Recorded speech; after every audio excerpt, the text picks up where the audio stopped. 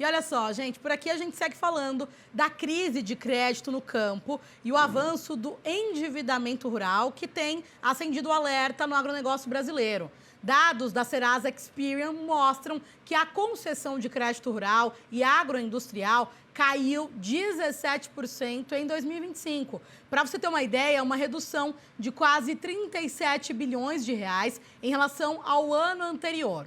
No mesmo período, os pedidos de recuperação judicial no agro dispararam 56,4%, atingindo o recorde de 1.990 solicitações. Em meio a esse cenário, o Senado aprovou nesta semana o PL 5.122, que cria ali mecanismos para renegociação de dívidas rurais com prazo de até 10 anos para pagamento e até 3 anos de carência.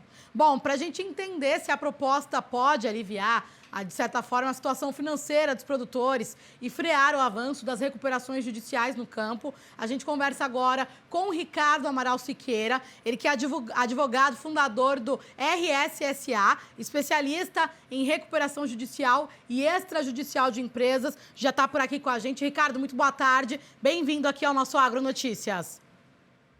Boa tarde, Regina. Obrigado pelo convite. Estou à disposição. Vamos lá, vamos tentar entender um pouquinho mais desses dados, né, Ricardo? Porque os números da Serasa mostram queda de 17% no crédito rural e aumento de 56% nas recuperações judiciais.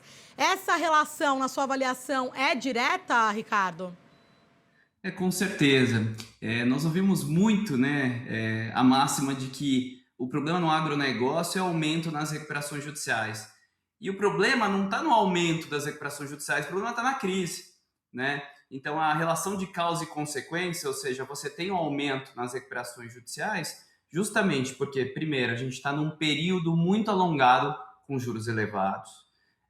A gente viu uma migração do perfil de crédito, né? Então, o crédito rural, que lá atrás era um crédito majoritariamente subsidiado dentro das linhas de crédito rural mais tradicionais, migrou para um crédito privado mais robusto e com garantias mais consolidadas, né? A gente fala aqui de alienação fiduciária, aqueles financiamentos que têm a terra, de fato, como garantia. Isso tudo trouxe uma pressão muito grande, né, para os produtores. Os produtores se viram obrigados a socorrer de medidas de controle de insolvência, né? Então, dentro das medidas de controle de insolvência que se tem, a recuperação judicial é aquela que geralmente se usa para uma crise mais agravada.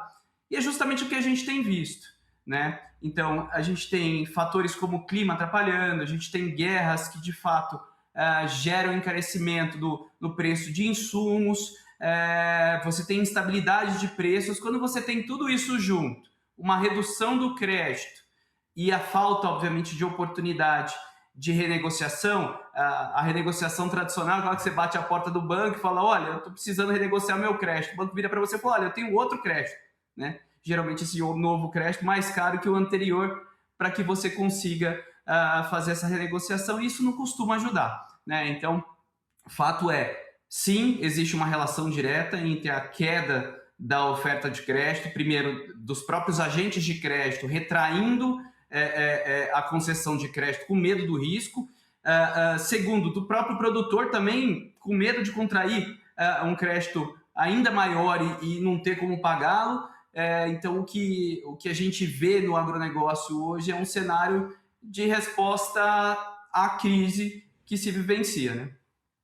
E, Ricardo, até pegando esse gancho, né, que você trouxe dessa crise, dessas respostas, além da restrição de crédito, na sua avaliação, quais fatores mais pesam nessa crise toda financeira do campo? Acho que a gente tem quase a tempestade perfeita, né, aqui, né, porque você tem tanto fatores externos, né, preço de commodities, você tem a própria guerra atrapalhando bastante na questão do preço dos insumos. Mas hoje você tem um cenário, além de tudo isso, né? Você tem a migração, você teve a entrada de muitos novos produtores que também não estavam preparados aí, ou que não vieram do agronegócio, né? Porque o agronegócio passou a ser, em dado momento, um segmento bastante sedutor, teve um aumento de área de área plantada bastante significativo, só que isso veio a um custo muito alto, né? Então, aquele crédito que você contratou a taxa Selic a 3% a 4%, hoje, se você considerar o spread, pode chegar a 20%, 30%. É um crédito que, quando você tem uma lucratividade baixa, não se paga, né? Então, a gente está vendo a consequência, primeiro, acho que de uma expansão um pouco desordenada do agronegócio, também dos fatores externos aí que colaboram bastante, né? E quando você junta tudo isso, né, dentro desse cenário que a gente vive hoje, a gente tem como consequência um aumento de recuperações judiciais, que é basicamente uma ferramenta que serve justamente para fazer frente a esse endividamento de uma forma sustentável, ou seja, permitir que o produtor consiga pagar suas dívidas de uma forma mais equilibrada do que aquela que é habitualmente oferecida, que é, olha, estou te dando um crédito mais caro, né, com um prazo às vezes até menor do que o crédito anterior, você me paga na próxima safra, mas na próxima safra eu não vou ter nem como implantar a minha lavoura. Então, a gente tem visto esse cenário com bastante frequência.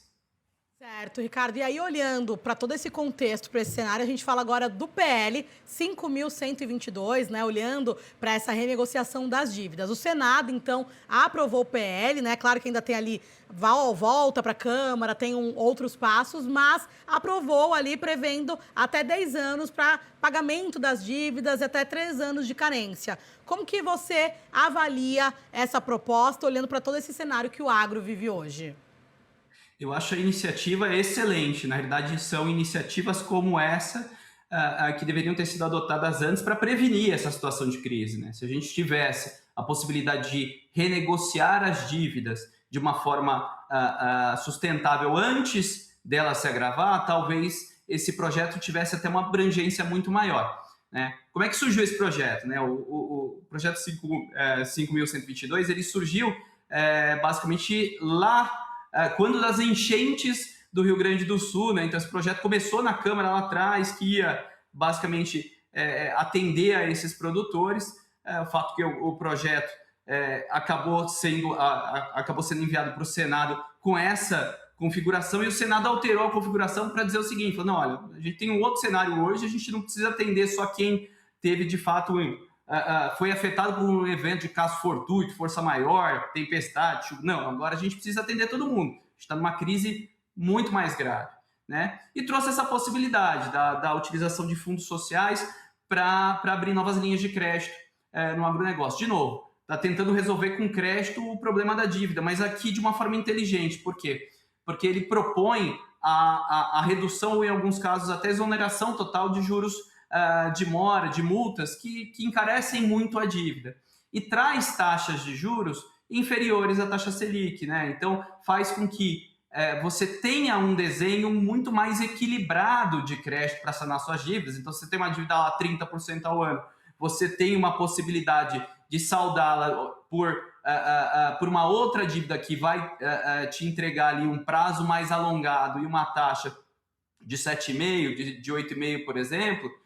Obviamente isso é muito melhor, isso vai te trazer uma recuperação de fato da sua atividade, né? Então o projeto vem em boa hora, o projeto é muito bem concebido. Me preocupam os limites do projeto, né? O projeto tem ali alguns limites por beneficiário, de 10 milhões quando o produtor e até de 50 milhões para a cooperativa. Hoje, para o nível de endividamento que a gente tem no agronegócio, isso realmente nos parece ainda insuficiente, mas é um primeiro passo muito importante, né? Porque traz um alento, traz uma esperança de que a gente possa ter, de fato, uma redução das recuperações judiciais, mas não uma recuperação das recuperações judiciais tentando fazer com que ninguém possa entrar com elas, né? Eu vou limitar para que ninguém possa se socorrer de uma recuperação judicial, não, mas tratando o que tem que se tratar, que é o antecedente, que é a crise. Se você trata a crise, você não precisa nem de recuperação judicial, nem de recuperação extrajudicial, e você tem um agronegócio muito mais saudável, né? E, Ricardo, para a gente encerrar por aqui, aquela pergunta que vale R$1 milhão, né? Na sua avaliação, o que é mais urgente hoje para evitar que o agronegócio continue batendo recordes de recuperação judicial? Mais crédito, juros menores ou um novo modelo de gestão de risco para o produtor? Crédito e juros menores imediatamente é o que precisam. Hoje, nós ouvimos muito de produtores que têm medo de renovar suas linhas de crédito ou de liquidar suas linhas de créditos anteriores sob a perspectiva de não ter a renovação para o ciclo de safra seguinte. Então, hoje há um receio muito grande em razão da retração de linhas de crédito. Então, a gente tem que ter crédito sim e tem que ter crédito barato, porque o agronegócio é um indutor do país. Ele precisa dessas linhas especialmente em períodos como o que a gente está vivendo, onde você tem tantos fatores juntos trazendo esse tipo de problema. Então, é imediato que você tenha um maior volume de crédito e com taxas de juros menores. Isso vai ajudar, sem dúvida alguma, a reduzir a crise no agronegócio e, com isso, a reduzir também os índices de recuperação judicial e de recuperação extrajudicial. Perfeito, Ricardo. Quero agradecer demais sua participação, seu tempo aqui com a gente, as análises compartilhadas e até uma próxima. Regina, foi um prazer. Um ótimo abraço. Tchau, tchau. Obrigada.